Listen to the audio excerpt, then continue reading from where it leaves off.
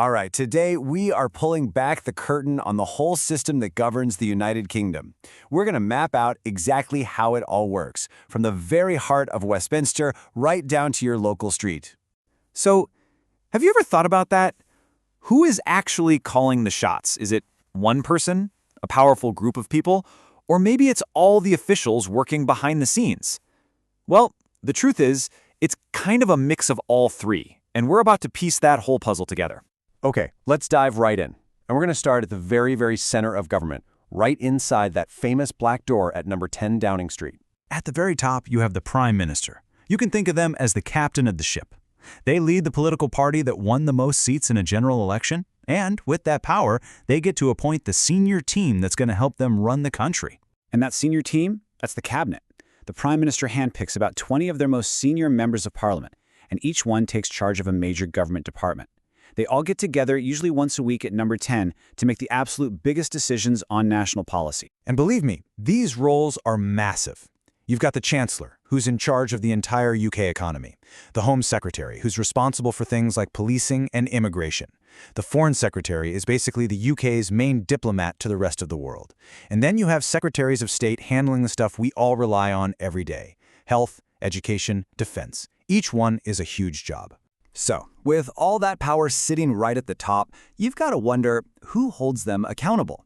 Well, that is the absolutely vital job of His Majesty's official opposition. This is where you see the real push and pull of Parliament.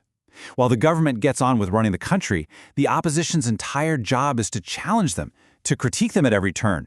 The second largest party actually forms what's called a shadow cabinet, where each member directly scrutinizes their government counterpart. They come up with alternative policies and try to convince all of us they could do a better job. But here's the thing. Politicians come and go. Elections happen, governments change. So who keeps the country running day to day? Who provides that stability and expertise? Well, that's where the permanent government machine comes in.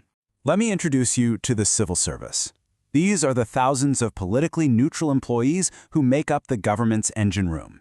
Their job is to serve whichever government is in power, doesn't matter what party, by offering impartial advice and actually turning all that policy into real-world practice. They're the ones who provide the continuity when everything else changes. Now, it's pretty easy to think that all the power is based in London, but you know what? That's not the whole story. Especially since the late 1990s, a lot of that power has been deliberately moved away from the center to other parts of the UK. You can see the split really clearly here. The big UK-wide stuff like defense and foreign policy, that stays with the central UK government. But other incredibly important areas like our health services and education are actually managed by what are called the devolved administrations in Scotland, Wales, and Northern Ireland. This means they can create policies that are tailored specifically for the people who live there. And we can zoom in even closer, right into your own neighborhood. This is where local government comes in. You've got elected councils responsible for the services you see every single day. Think about your local schools, libraries, when the bins are collected, and who looks after the parks.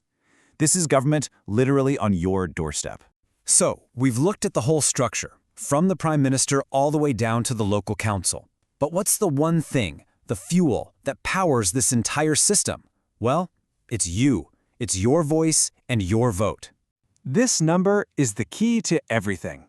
In the UK, the moment you turn 18, you get the fundamental right to vote. You get to have a say in who represents you at every single level. And who's eligible? Well, it's actually pretty broad. It includes citizens born here or who've become naturalized, and also citizens of the Commonwealth and the Republic of Ireland who live here in the UK. And the process itself? It's really designed to be as simple as possible. First, you register to vote. Then you get a poll card in the mail telling you where to go. On election day, you just go to the polling station and you cast your vote. It's a simple, private act that holds the whole system accountable. So there you have it. From the Prime Minister's office all the way down to your local polling station, we've seen how all the pieces of the puzzle fit together. This complex machine that we call the UK government, it's ultimately powered by the choices of its citizens. And that really leaves just one final question for you.